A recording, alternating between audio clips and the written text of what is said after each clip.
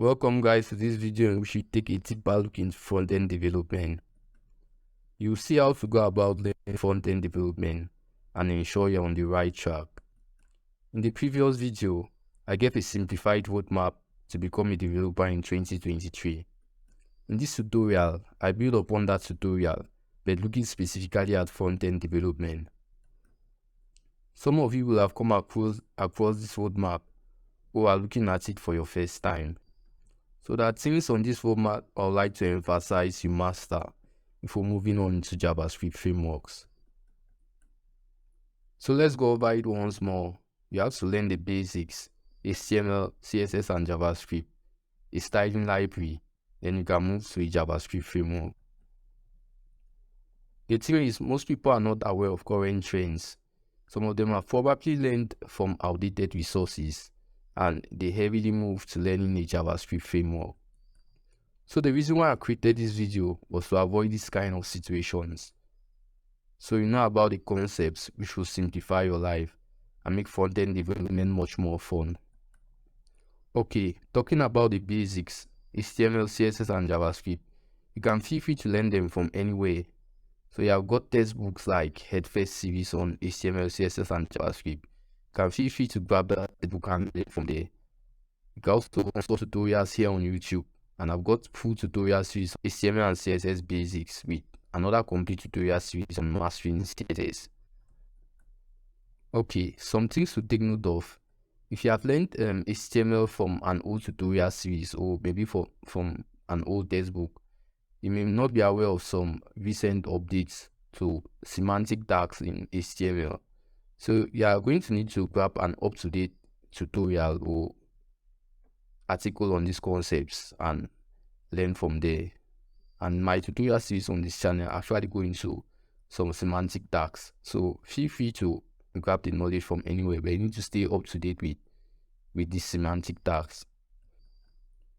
For CSS, after you have done with basic CSS from any resource, the main thing you need to ensure is that you have a mastery, a deep grasp of CSS Flexbox, because it really puts you on a different level.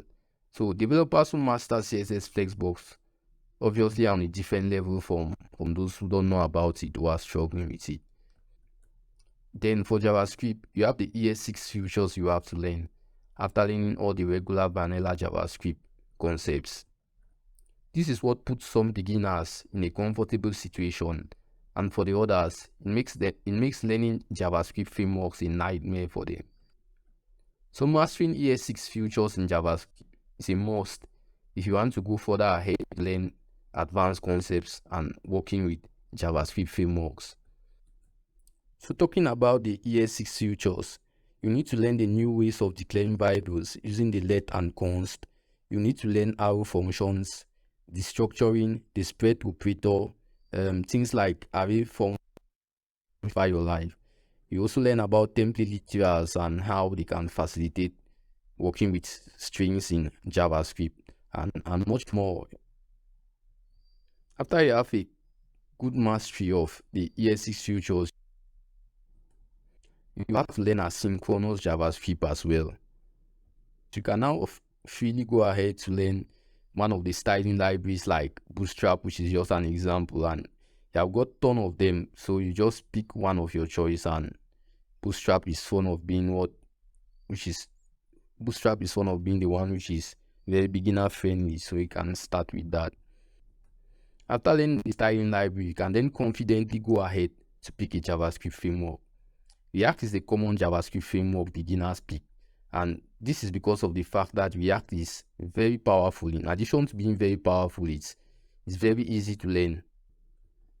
Talking of JavaScript frameworks, when you hear the word JavaScript in the phrase JavaScript framework, you understand that these are not frameworks to play with if you are not strong when it comes to JavaScript.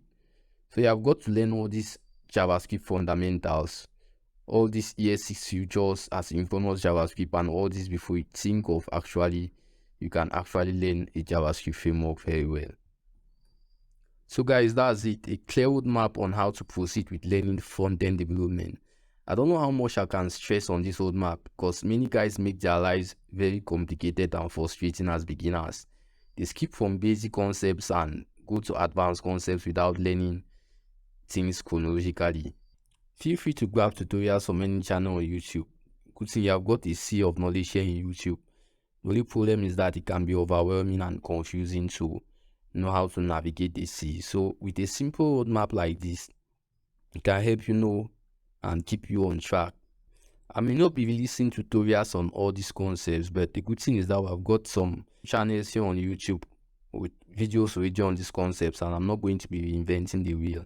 I'm going to be touching areas on which videos have not already been released, and I'm going to be providing you guys with more value.